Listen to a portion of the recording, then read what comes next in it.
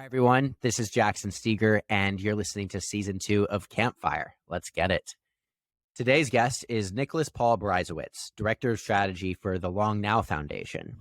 The Long Now Foundation is a nonprofit encouraging imagination at the timescale of civilization by carefully reflecting on the last 10,000 years and planning for the next 10,000. Today, we chat about the projects that the Long Now Foundation is working on and how cities should start to imagine themselves on similarly long time horizons. After all, this season of Campfire seeks to understand how to build new cities. Each week, we are joined by experts and practitioners from different startup cities who will share the stories and lessons that they have learned from experimenting with radical new models of living. An editorial note, originally we had planned to do just 12 episodes on city building, and this would have been our last one.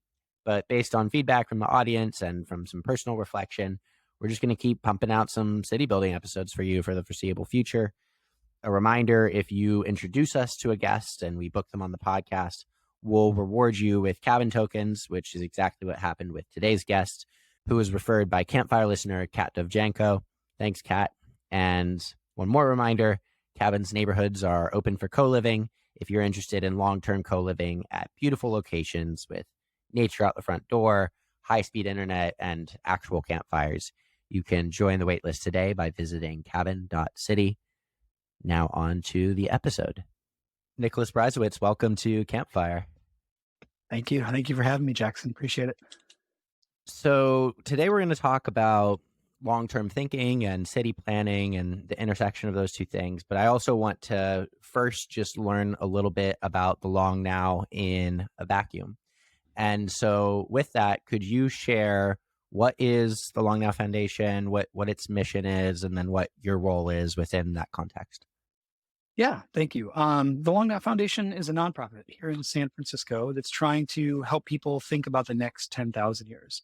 And the way we want to do that is by also helping them think about the last 10,000 years. And so that 20,000 year moment, with 10,000 years on either side of this present moment is what we call the long now. So as opposed to the short now of this podcast, the long now of civilization itself. 10,000 years ago, came out of a glacial period, started building cities, things like agriculture took off, started living more densely. That's kind of the time scale that civilization's been around. And so when we're thinking about the future, there's so many organizations or cultural narratives that want to convince people or talk about how we're at the end of the civilizational narrative. And I think at Long Now, we're thinking, well, if we've made it this far, 10,000 years in, maybe it's thinking on that kind of a time scale. It's going to help get us further into the future. If you ever ride motorcycles or you go get your motorcycle license, one of the first things they tell you is, don't look where you don't want to go. You want to look where you want the bike to go. And I think with civilization, it might be something similar. That's the idea is if you're really looking out at a multi-thousand year time horizon, you're thinking about how the decisions that you're making today affect people in 400 human generations, you're going to do things a little bit differently. And that might actually be really important. So even in a world where we're moving fast and we're breaking things and everything's super rapidly paced, we're kind of trying to preserve a little space for people to be provoked into thinking on timescales that are not the usual ones. So we work in a bunch of different media. Our origin project is probably the most famous project we have, which is a 10,000 year clock. It's been designed by Danny Hillis, one of the guys who invented supercomputers, basically. And Danny wanted to design a symbol of the future the same way the pyramids of Giza are a symbol of the past. So if you go to the pyramids in Egypt and you touch those stones, those are stones that human hands touched thousands of years ago. It's kind of a trip to think about those timescales. Is there anything we can put into the world where you would be touching this thing and this thing would endure, and you would know that people in the year 7,000 or something might also touch that same thing and think about you? And does that build some kind of a connection across time? And so Danny decided to build a giant monument scale clock and bury it inside of a mountain. So it's currently still under construction in a mountain in West Texas, and it'll probably be open in my lifetime, I think. But they've been working on it for about 27 years or so now. That's when the foundation was started as well. So the Long Now Foundation is there to steward both that project, but also all these other projects. Like we have a long-term language archive called the Rosetta Project, where we landed these nickel discs onto a comet 67P, the rubber ducky shaped comet that was in the news about 5 years ago. Now has an off-planetary backup of all human language, basically all the human languages we were able to document, which matters on long time scales because, one, we're in the most accelerated time of language extinction ever. If we lose a language, I think last I heard was like once every 2 months. And most of these languages are indigenous languages. They, they're just not making the generational jump. And so if you can document that, if you can get grammars, vocabulary lists, parallel text translations, and all that stuff together, you stand a chance of possibly, capturing in a bottle a whole worldview. Languages encompass so much more than just, ways of sending information or like, just telling stories. There's so much baked into that. And so when we lose a language, we lose a whole worldview. So how do you kind of stifle some of that extinction? The Rosetta Project's kind of our answer. We also landed a copy on the moon a few years ago, and there's about That's 100 awesome. terrestrial copies floating here on the planet. We've got some other projects too. We have a award-winning cocktail bar in San Francisco on the North Waterfront, because we realize that for some people, when you want to talk about the next 10,000 years, it's kind of nice to have a cocktail in hand. And so it's called The Interval, and it is a cocktail bar inside of a library, inside of like a historical museum. So anybody in San Francisco, absolutely encouraged to come stop in and have a tea or a cocktail. And then we've got like a long-term betting platform. We've got a speaker series where we've had like 300 experts come and talk about their work in the context of the next 10,000 years, called the Seminar Series. We've got some genomic conservation project, genomic technology for conservation projects like Revive and Restore. They've had their hand in things like de-extincting the passenger pigeon, or rewilding things like the black-footed ferret, introducing more genetic diversity into that. And of course, famously, the woolly mammoth is also part of that whole view of how do we actually be good stewards to the future with the latest tools that we have access to today. So all of this stuff is really just connected in the sense that these are the kinds of things that benefit from a longer time scale. And if we can really think about how we're connected as ancestors to people that are going to be here in thousands of years, it just takes it adds a different flavor component to the kinds of things you're thinking about. It kind of shifts your thinking a little bit.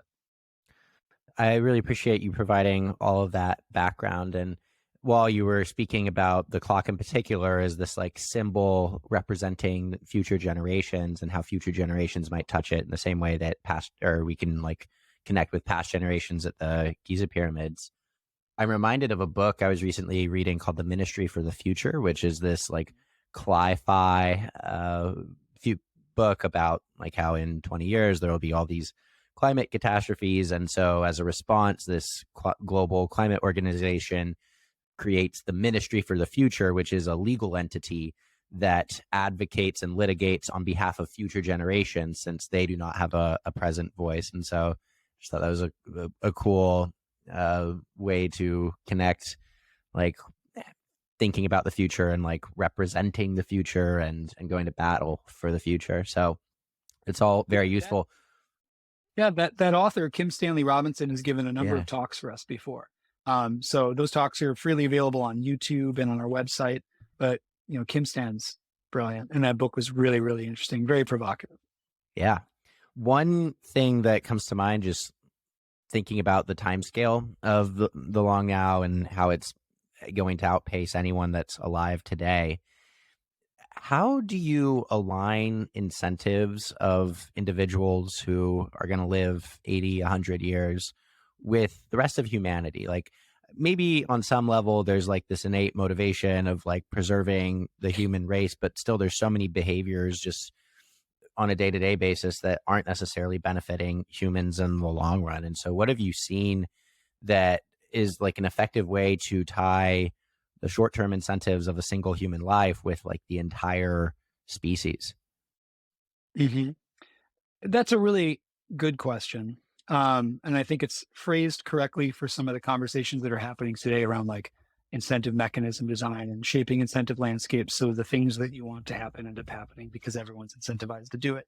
On some level, I have a lot of thoughts about this. I guess the first thing I'll say is that, I don't know if the incentives end up being aligned. I think on some level, we talk a lot about trusting the future.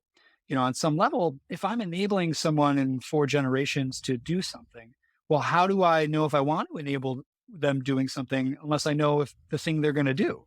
And so on some level, it's kind of the question you run into, I guess, if you're like a Montgomery Burns type character and you have to draw up a will for your grandchildren or something, and you don't know what they're going to grow up and be, so you don't know if you want to pay for them to go to college for that. You know what I mean? Like there's this question of like, to what extent do we know about our values being aligned with people in 5 generations? And I don't know if you do. I don't know if you have to, though. I think part of it is that that element of trusting the future. It's almost like trusting the other, in any relationship, in my experience, in any relationship, um, the quality of the relationship benefits from a certain level of trust. If I walk into a situation, if you and I are sitting in a restaurant together and I walk in and I immediately start acting like I think you're going to rob me or hurt me or like in some way, like be the kind of person I can't trust. If that's the way I enter into that relationship, it's going to affect in almost this like kind of like observer observed quantum mechanical way what ends up happening, right? If I enter into the conversation with somebody online of like, oh, this person's an idiot and I'm going to show everybody how much of an idiot they are,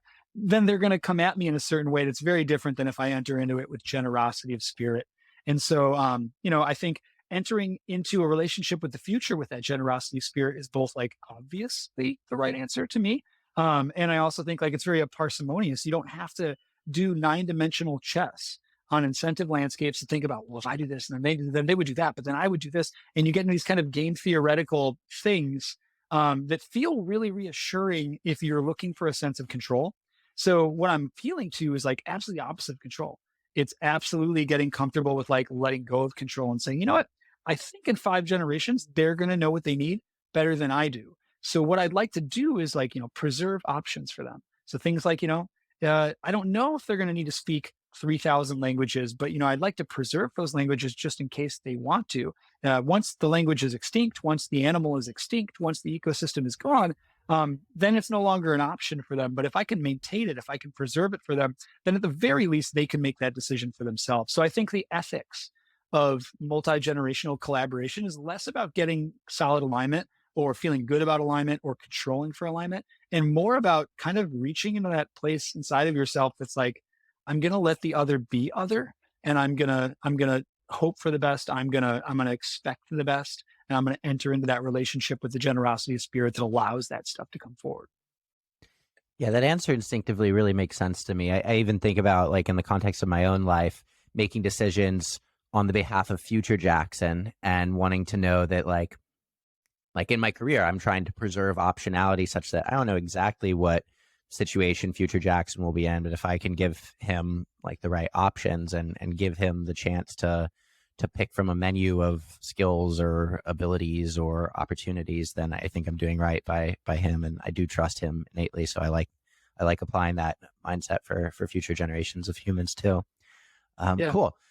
So I'm curious then, just in the structure and in the operations of the Long Now itself as a foundation, how do you raise capital for the foundation? Like, how do you find people interested in contributing? And then like, how are you as director of strategy setting strategy on such long time horizons? Like, how have you chosen the projects that you do focus on?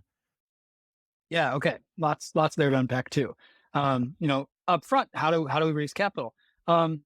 We have a couple of different things we do. I mean, one, we have these big projects, big moonshot projects like the Clock of the Long Now. And a lot of times for these kinds of things, we find individual patrons that understand why these projects are important, are really excited by them, and are able to actually support, these things coming into being. And so that's usually the way we'll do something like that.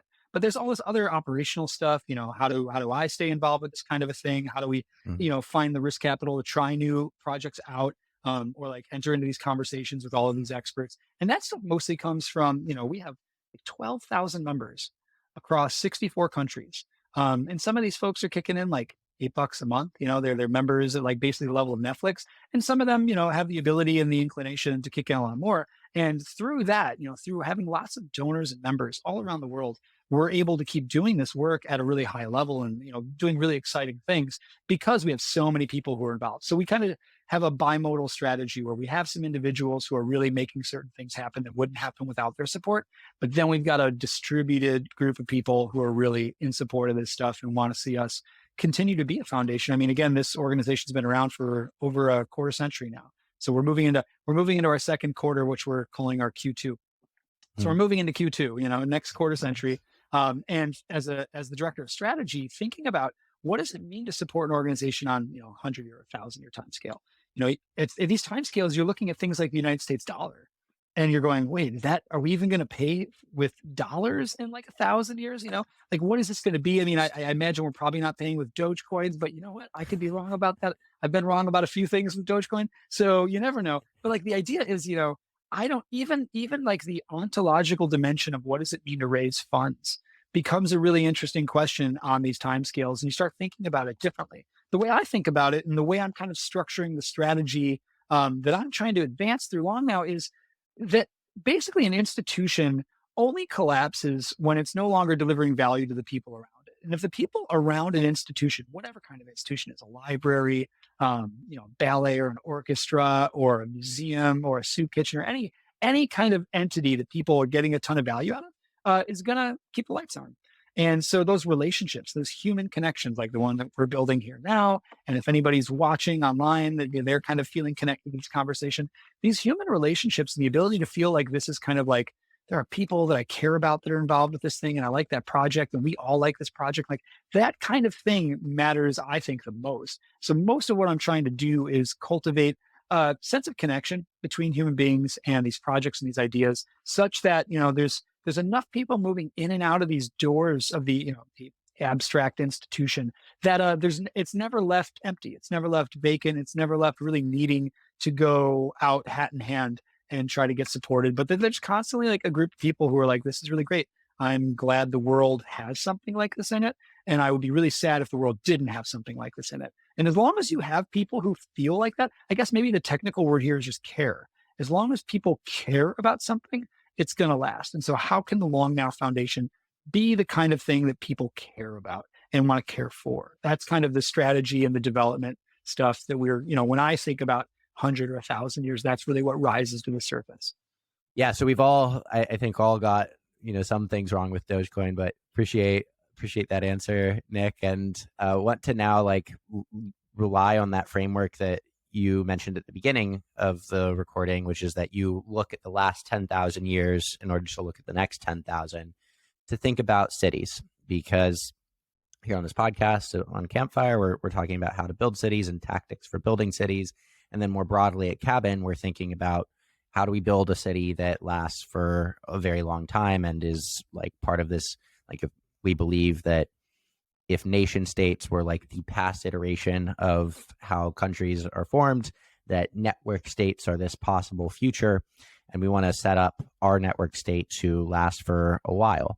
Our roadmap goes into the year 2525, for example. And so when it comes to cities, I first want to look at the past. And as you look around at the major cities of the world, especially the ones that have been around for centuries and not decades, which to you have stood the test of time and why? Well, I mean, some of the answer of that is just like straightforward, where it's like things like Jerusalem. It's like just been a continuously inhabited city for many thousands of years.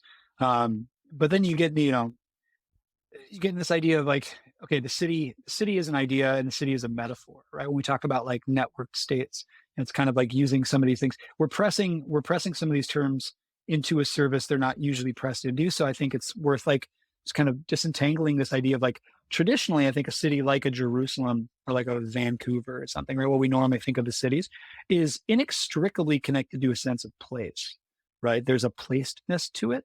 There's awareness to it.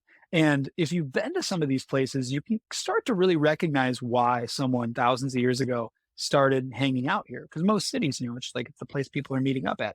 It's either a crossroads or it's it's where the good water is, or it's just really safe place to protect. I was just recently anyway, I was in Vancouver, right? I'd never been to Vancouver before. And you get to Vancouver, you start looking around at the mountains and the water, and you're like, oh, I absolutely see why thousands of years ago people decided this was the place we're going to settle down. Like there's just something about it in the phenomenological experience of being there. Like something in you is just having cherries rung, in your slot machine, where it's like, that's just amazing. And I think most cities have some element of this. So it's interesting when you talk about, using cities now as like a more expanded metaphor for like what's going on. It's like, oh, we're getting away from a placeness, right? And I think that's so central to the idea of a city that like, I think once we get rid of the sense of place, what is a city is a really interesting question. I think that's where all the fun work is being done with, what you guys are doing with some other people. Is like, yeah, what is it? Because like you think about something like jazz, right? Like jazz isn't a city. And I don't think anyone would ever say jazz was a city. And yet you've got jazz clubs all over the world. And they're kind of this decentralized, not organized, no one votes on what kind of jazz is being played at all these jazz clubs. It's super informal. The governance is super, messy and complicated. And yet, like, there's jazz clubs. There have been jazz clubs on this planet for, decades and decades and decades, about as long as there's been jazz. There's been continuous practice of jazz. It's a continuous practice that humans engage in. And the jazz club is like the dojo for that practice. It's the training grounds for that practice. So that's interesting. Is like, I don't think anyone would ever press the city metaphor into the jazz world. And yet, like, I see a lot of similarities in thinking about, oh, are we moving to a space where all of a sudden, I guarantee you, the guy in a jazz club in Tokyo and the guy in a jazz club in New York and the girl in a jazz club in New Orleans, they all have something that they feel like a certain affiliation and kind of connection. They even probably have some kind of transcendental goals that they share, like that they're pushing for, like, the flourishing of jazz, or just like, the showcasing of jazz. And so again, like, that's an interesting thing where it's like we talk about this stuff and we know that there's like the world of jazz, right? So here's an interesting philosophical distinction that we might want to unpack is like, what's the difference between a city and a world?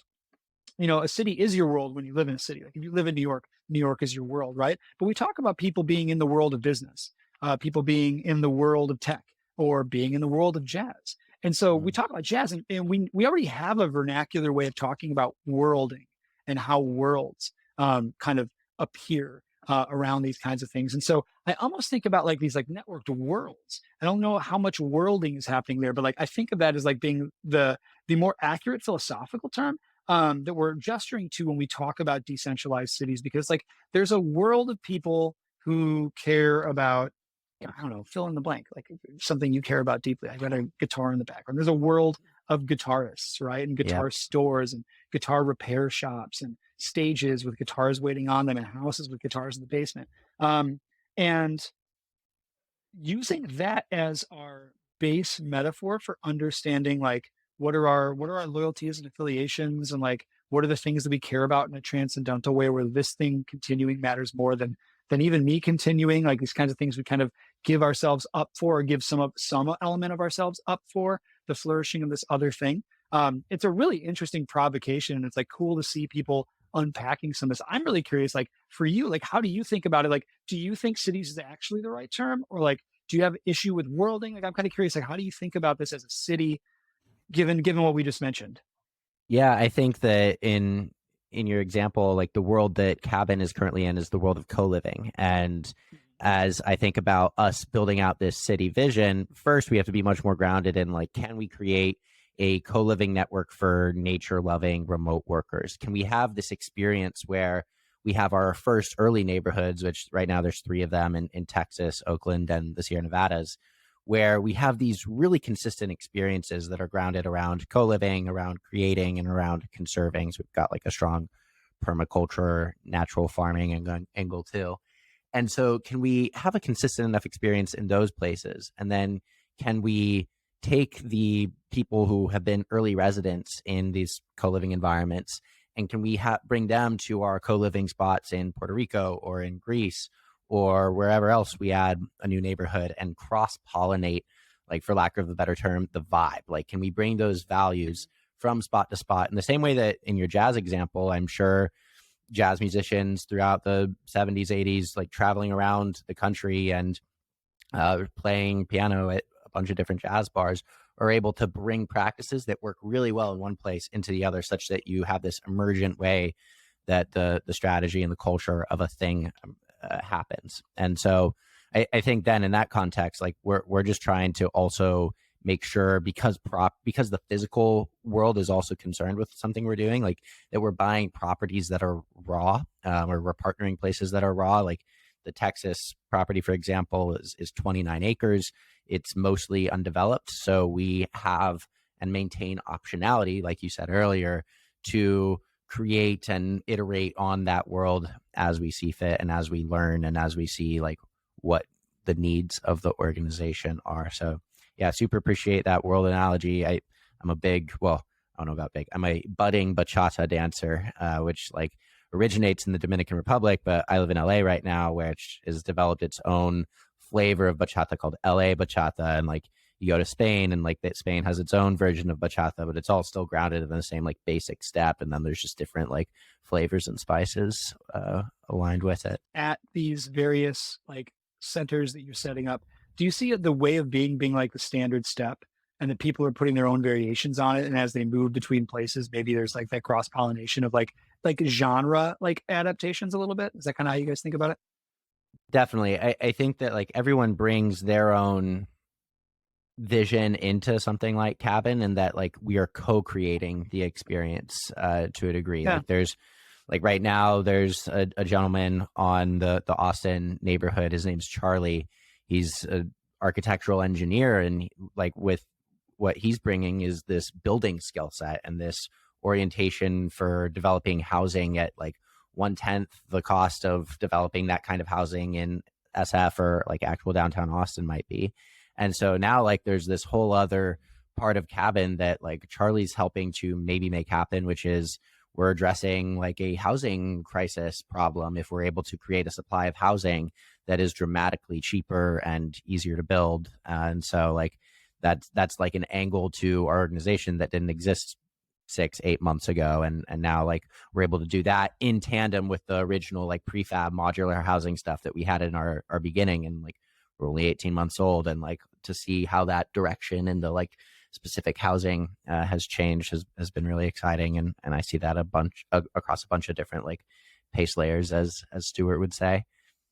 Yeah. So given like all of the looking to the past and a little bit to the present in that conversation there, I want to also look to the future. And the Long Now tweeted back in September, Peter Calthorpe's 7 principles of sustainable urban design. 1, to preserve natural ecologies. 2, to plan mixed use development. 3, decrease block size. 4, build public space. 5, design for bikes and pedestrians. 6, enhance public interest, enhance public transit. And 7, to stop using freeways as the framework for cities.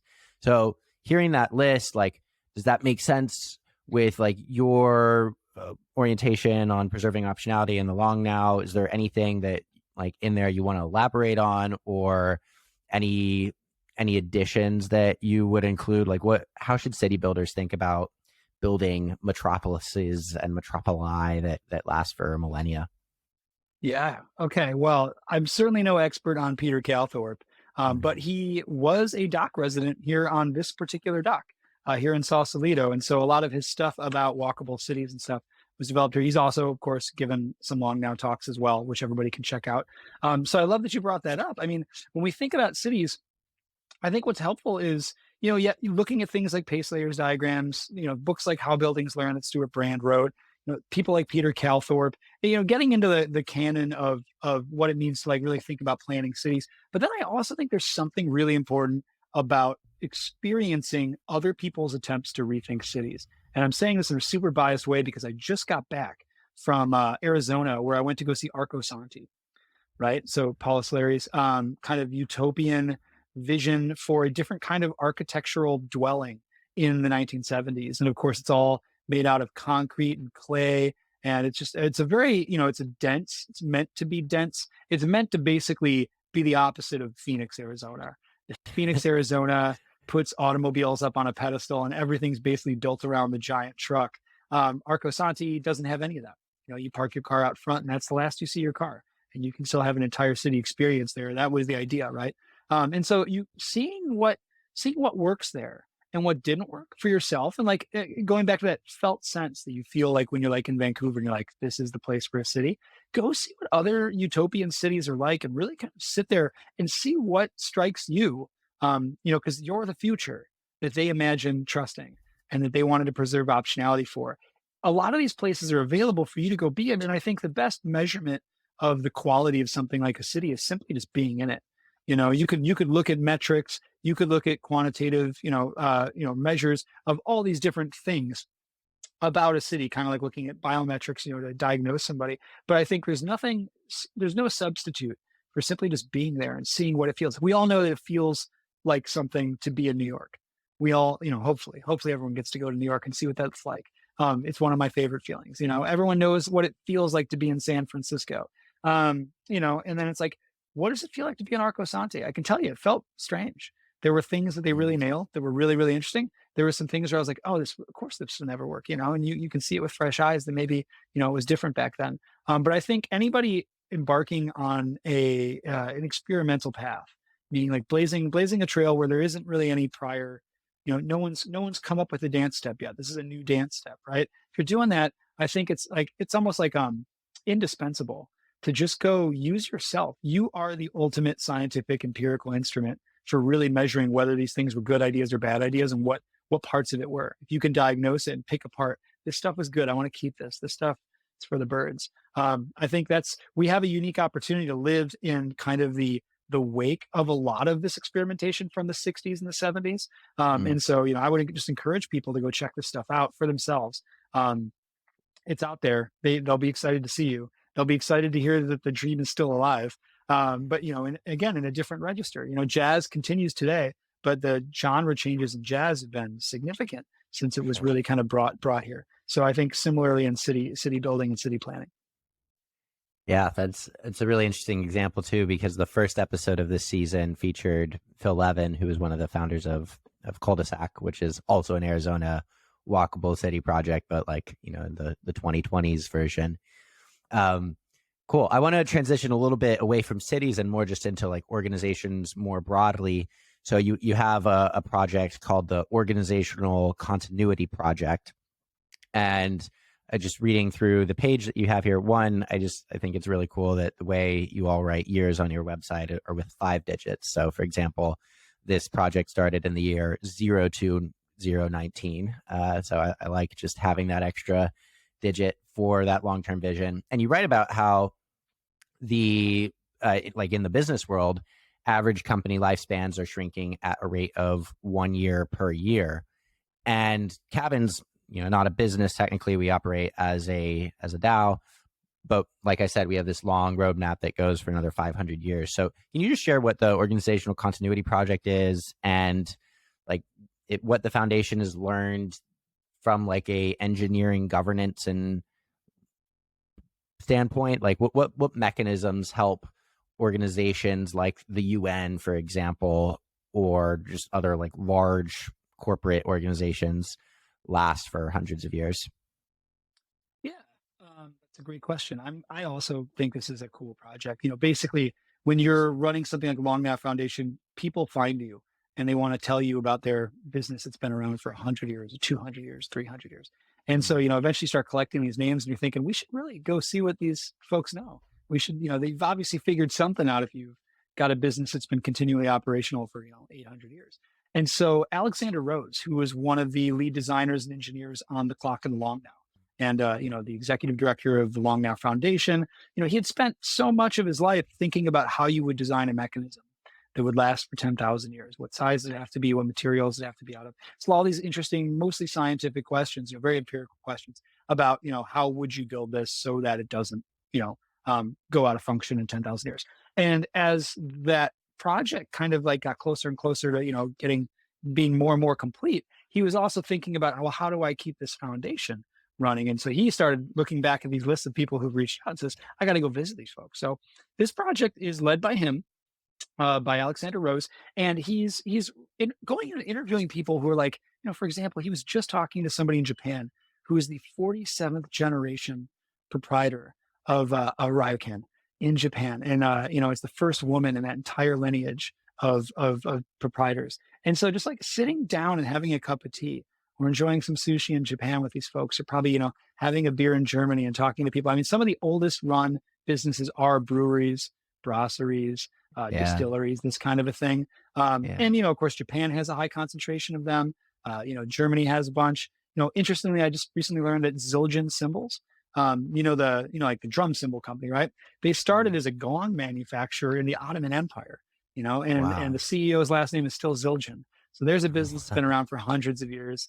And so just like Xander's really started to talk with these folks, collect insights from them. As far as conclusions go, I think you're going to probably have to wait for the book and some reports on the project.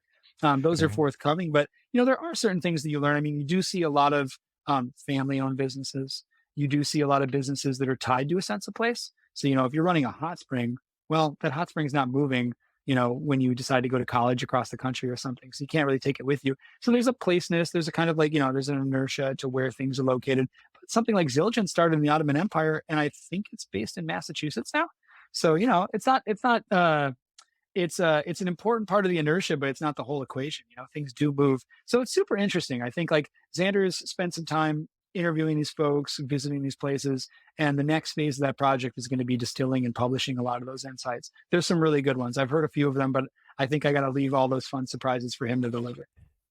Sure. Appreciate that.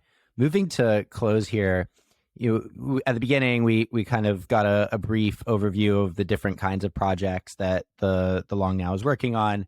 And you talked about the manual or the Rosetta project that's now on like a comet, which is super sick, and like all these other blueprints for civilization that you've put together.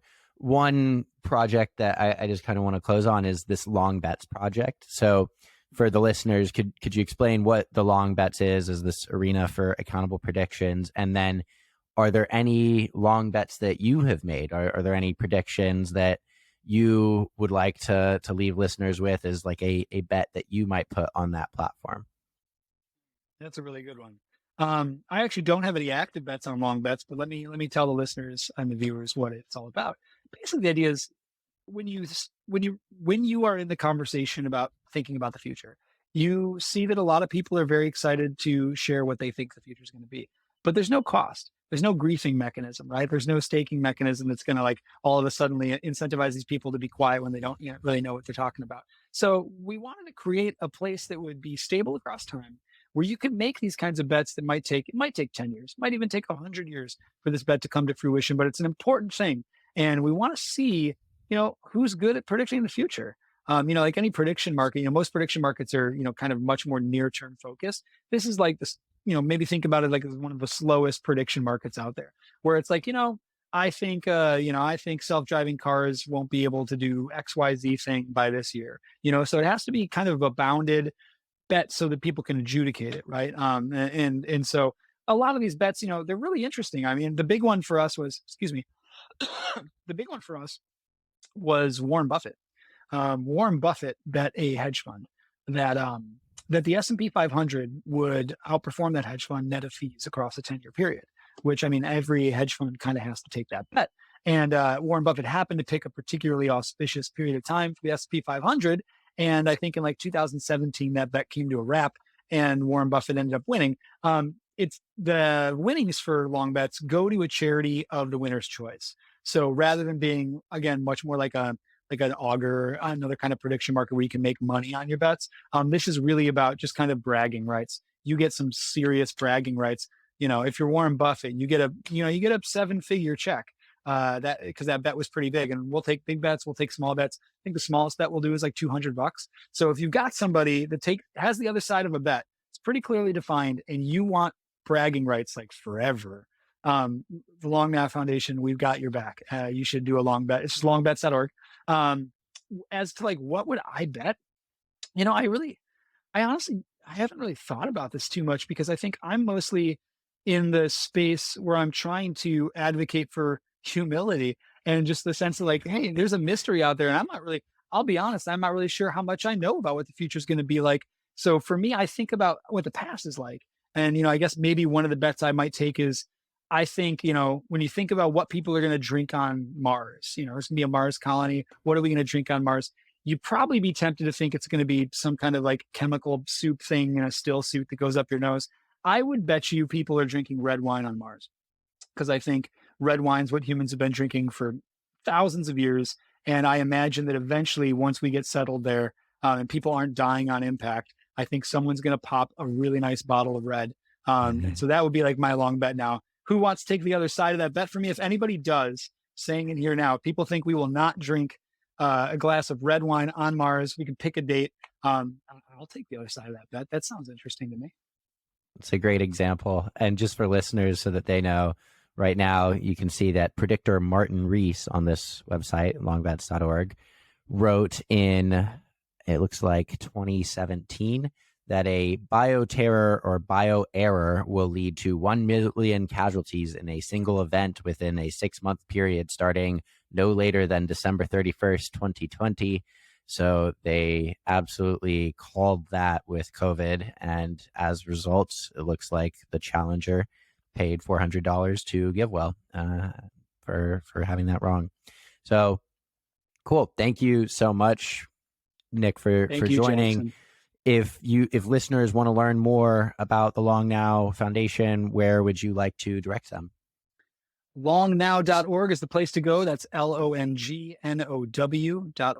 And everything's there. And we would love to have you as a member. We'd love to have you stop by the interval for a drink anytime you're in San Francisco. And Jackson, I hope we get a chance to meet in person at some point. But in the meantime, have a great time surfing in Hawaii. Thanks so much. Have a great rest of your day.